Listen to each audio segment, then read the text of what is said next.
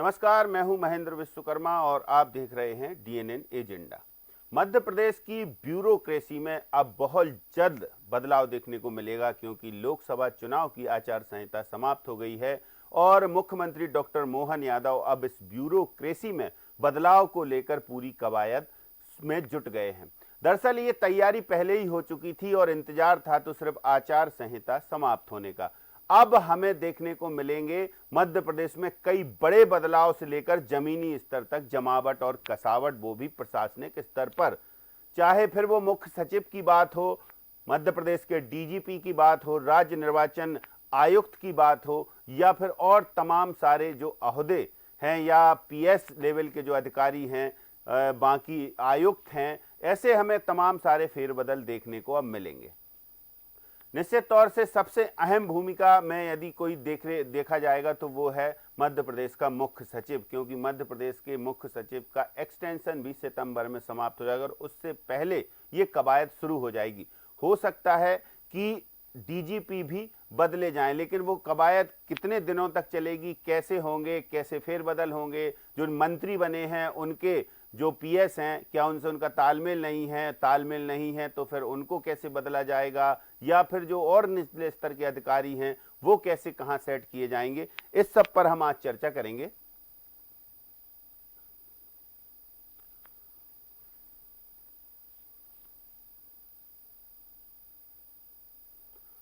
तो हमारे साथ चर्चा में कुछ खास मेहमान जुड़ेंगे, लेकिन ब्यूरोक्रेसी में क्या अहम बदलाव होंगे इससे पर प्रतिक्रिया हमारे वरिष्ठ जो सहयोगी हैं उन्होंने दी है। पहले वो सुनते हैं, फिर आगे चर्चा करते हैं। को देखिए, आप चुनाव पूरे हो चुके हैं, आचार संहिता भी हट गई है, तो इसके बाद निश्चित तौर पर प्रशासनिक सर्जरी की जो जरूरी प्रशासनिक सर्जरी है वो किए जाने की पूरी संभावनाएं हैं। खास करके जो अधिकारी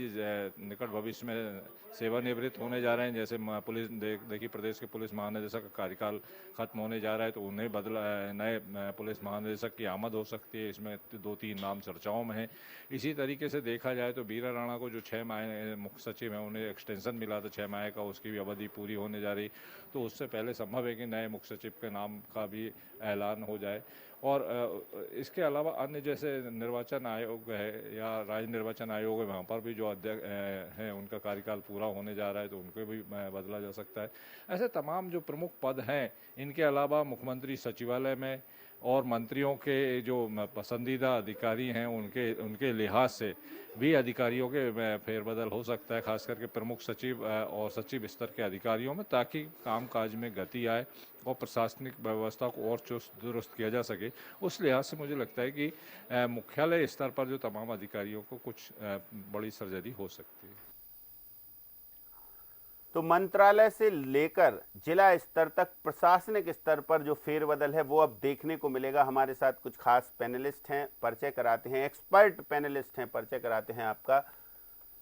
भानु चौबे जी वरिष्ठ पत्रकार हमारे साथ जुड़े हुए हैं, सुरेश शर्मा जी हमारे साथ जुड़े हुए हैं, वरिष्ठ पत्रकार हैं, और रवि अवस्थी जी हमारे पॉलिटिकल एडिटर स्टूडियो में मौजूद हैं। आप तीनों मेहमानों का बहुत स्वागत है। सुरेश शर्मा सर, सवाल आपसे ही, अब चुनाव की आचार संहिता खत्म हो गई है, एक बड़ी जो कहते हैं कि महायज्ञ की आहुति पूरी हो गई है, हालांकि बहुत कुछ बचा है अभी, लेकिन वो केंद्र स्तर की बात है। मध्य प्रदेश के लिहाज से अब क्या ऐसा देखने को मिलेगा कि प्रशासनिक स्तर पर एक बड़ा फेरबदल हम जल्द ही जो है देखेंगे? देखिए, विधानसभा चुनाव के बाद जब परिणाम आए तो मुख्यमंत्री बदला गया, और जब मुख्यमंत्री बदला गया तो सामने लोकसभा के चुनाव दिखाई दे रहे थे, तो प्राथमिकताओं में लोकसभा का चुनाव रहा। जो भी प्रशासनिक सेटिंग जमी हुई थी वो लगभग पुराने मुख्यमंत्री जी के कार्यकाल की जमी हुई थी। थोड़ा बहुत बदलाव हुआ, थोड़े बहुत बदलाव के साथ जो है चुनाव की प्रक्रिया संपन्न हो गई। इसलिए स्वाभाविक रूप से ये माना जा सकता है कि नए मुख्यमंत्री अपने हिसाब से प्रशासनिक सर्जरी करेंगे, और सर्जरी के बाद जो है किस तरीके से मध्य प्रदेश के विकास को लेकर के प्रशासनिक वातावरण को निर्मित करने का प्रयास करेंगे, ये इस सारे मामले में दिखाई देगा। दूसरा ये है कि यदि कोई भी नया मुख्यमंत्री आता है और पहली बार मुख्यमंत्री बनता है तो उनको इस प्रकार की सेटिंग समझने में समय लगता है कि कहाँ हम किस व्यक्ति को बैठाने से हम किस प्रकार का विकास कार्य करवा सकते हैं। तो मुझे लगता है कि मोहन यादव जी ने मुख्यमंत्री बनने के बाद अभी तक के समय में ये समझ लिया होगा कि किस प्रकार और कैसे किस व्यक्ति को फील्ड में भेजा जाए, किसको मंत्रालय में लाया जाए, किसको प्रमुख सचिव बना करके और विभाग को कंट्रोल कराया जाए, कौन मुख्य सचिव हो, कौन पुलिस महकमे की बात करे, महकमे को संभाले। मुझे लगता है ये सारी बातें समझ में आ गई होंगी और बाकी के जो सलाह देने वाले लोग हैं, जैसे कि उनके सचिवालय के जो लोग हैं, उन्होंने पूरा इस मामले को ब्रीफ कर दिया होगा। मुझे लगता है जल्दी ही सारे मामले परिणाम आने वाला है।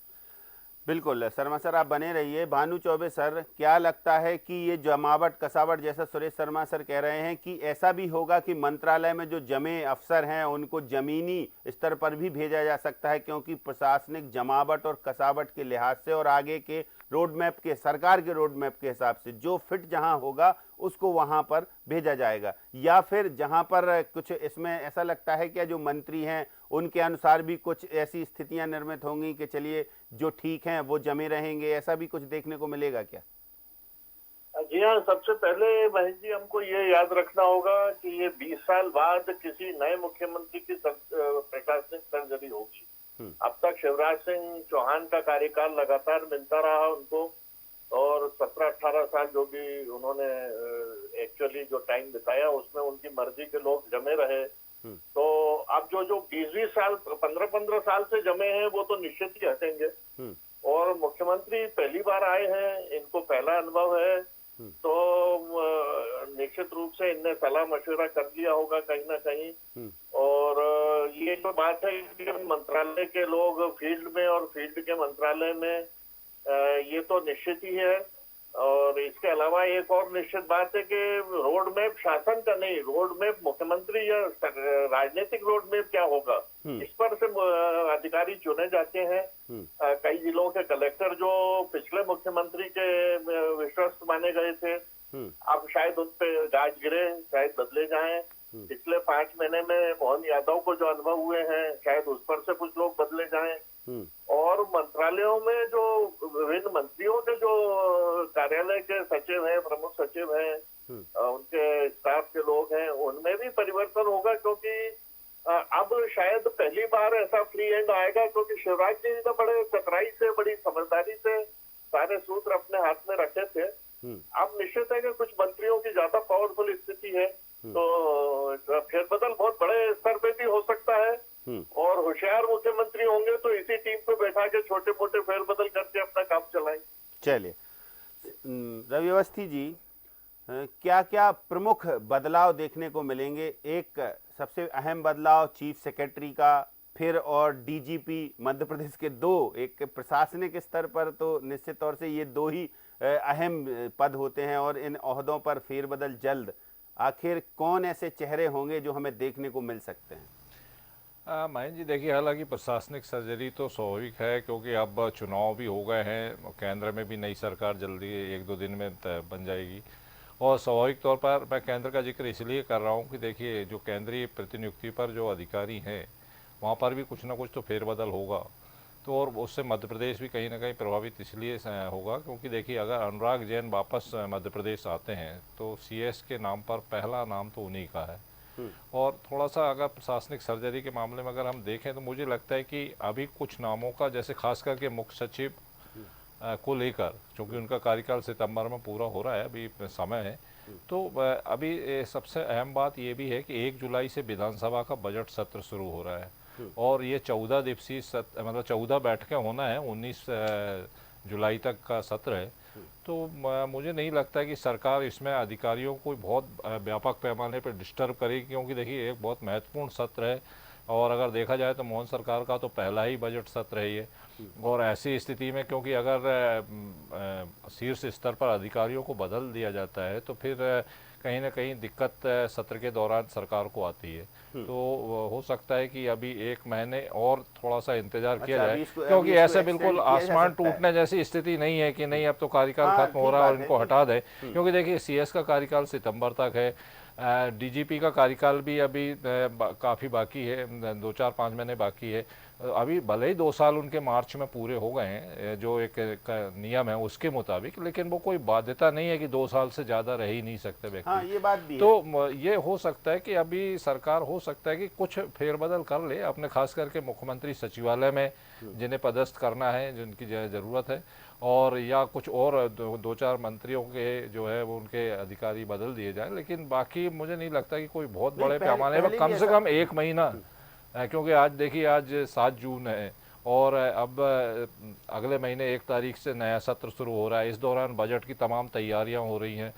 किस विभाग की क्या प्रायोरिटी है, तो वो तमाम चीजें कहना है कि अभी थोड़ा होल्ड पर भी मुझे रख लगता है सकते कि हैं। बिल्कुल अभी बहुत ज़्यादा बड़ा फेरबदल ना करके एक जो बहुत ज़रूरी सर्जरी है वो की जा सकती है, और बाकी फिर हो सकता है कि सत्र के समाप्त होते होते फिर कोई निर्णय इस तरह के लिए जाए। सुरेश शर्मा सर, ऐसा हो सकता है क्या कि कुछ होल्ड पर भी रखा जा सकता है? क्योंकि देखिए रवि अवस्थी जी कह रहे हैं कि विधानसभा का सत्र है और बजट सत्र है, काफी अहम मायने रखता है, और ऐसे में अब जिस तरीके से खबरें आ रही हैं कि प्रशासनिक सर्जरी बहुत जल्द होगी, तो मुख्य सचिव को लेकर हम आपसे बिल्कुल जरूर जानना चाहेंगे कि कौन से ऐसे वो चेहरे हो सकते हैं, डीजीपी को लेकर कौन से ऐसे चेहरे हो सकते हैं, 2 अहम पद को लेकर। हालांकि राज्य निर्वाचन आयुक्त के लिए भी अभी देखिए बदलना है, तो उनका भी कार्यकाल पूरा हो रहा है, तो ये 3 बड़े जो जिम्मेदार पद हैं, इन पर कौन से ऐसे चेहरे हैं वो हो सकते हैं, और विधानसभा के कारण क्या भी होल्ड पर हो सकता है पूरा मामला?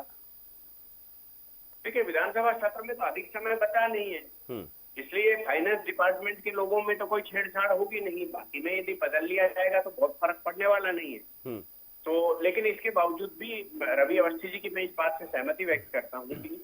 बहुत कोई पहाड़ नहीं टूट रहा है, क्योंकि काम तो चल ही रहा है। और ऐसा मेरे को कोई भाव नजर नहीं आता कि शिवराज जी के लोग थे और ये थे, तो मुझे नहीं लगता कि कोई किसी व्यक्ति के लोग होंगे और उसके कारण मोहन यादव जी को परेशानी होगी। क्योंकि मोहन यादव जी का काम करने का जो स्टाइल हम सब लोग देख रहे हैं वो तो बड़ा समन्वयवादी है, और किसी प्रकार का विवाद करे बगैर जो है, जहां उनको गुस्सा दिखाना बिल्कुल दिखाते हैं। जैसे आपने देखा कि पीएचक्यू गए वो जाकर के वहां कहा कि नहीं, परिणाम चाहिए हमको, और परिणाम मिले तत्काल प्रभाव से। तो मुझे लगता है जहां तक चीफ सेक्रेटरी का सवाल है, तो जो 3-4 नाम आपने बोले हैं अभी उन्हीं के बारे में ज्यादा चर्चा है। अनुराग जैन जी बहुत अच्छा काम करने वाले व्यक्ति हैं। राजेश राजौरा जी का आप बात कर रहे हैं, तो राजेश राजौरा जी के मामले में 1-2 जरा कुछ ऐसी बातें आई थी उस समय जब हनी ट्रैप मामले में, और इसके बाद तो उनको कितना प्रमोट किया जाता है वो देखने वाली बात है। लेकिन ये जो प्रशासनिक दृष्टि से प्रमुख बनाया जाएगा वो तो अभी उनकी कार्यकाल के 2 महीने पहले, 1.5 महीने पहले बना दिया जाएगा, ताकि वो कार्यकारी रह करके और उनका काम देख लें, ओएसडी रह करके उनका काम समझ लें, और कैसा क्या प्रशासनिक सर्जरी बनाना है या क्या करना है उसमें भागीदारी उनकी हो जाए। तो इसलिए ये रहता है। पुलिस प्रशासन के बारे में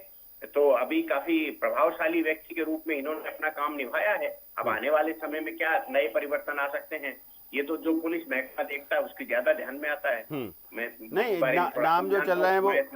जीपी सिंह का चल रहा है, वो डीजी जेल हैं, अजय शर्मा का डीजी ईडब्ल्यू हैं, और डीजी होमगार्ड हैं अरविंद कुमार। इन 3 लोगों की प्रमुखता से हो सकता है कि ये कैडर, क्योंकि मैं तो याचना के साथ ये कह रहा हूँ आपके सामने कि भाई मैं पुलिस के बारे में बहुत ज्यादा नहीं जानता, इसलिए रवि अवस्थी जी से पूछते हैं। रवि अवस्थी जी, क्या लगता है कि कुछ ऐसा जो डीजी के रूप में जो नए लोग आएंगे, या जिनको ऐसा जो कैडर बेस होंगे, हालांकि जो बैच से डिसाइड होते होंगे, सीनियर लेवल पर जो ऑफिसर्स होंगे उन्हीं को ये पात्रता होगी? बिल्कुल महेंद्र जी, हालांकि सुपरसीड करके बहुत कम ऐसी परंपरा रही है कि किसी को जो बहुत पसंदीदा अधिकारी कोई है तो वो एक अलग बात होती है, ऐसे उदाहरण भी रहे हैं। लेकिन अभी जो ऐसे कोई स्थितियां नहीं हैं, और मुझे लगता है कि देखिए सीनियर मोस्ट में तो कैलाश मकवाना जी का नाम आता है, लेकिन जो कुछ नए नियम डीजीपी के पद को लेकर बन गए हैं उसके चलते कहीं ना कहीं उनके राह में कुछ रोड़े मुझे लगता है। क्योंकि देखिए एक तो उनका उज्जैन के रहने वाले हैं कैलाश मकवाना जी, बहुत उनका प्रशासनिक जो कार्यकाल रहा है बहुत साफ सुथरा बेदाग छवि रही है,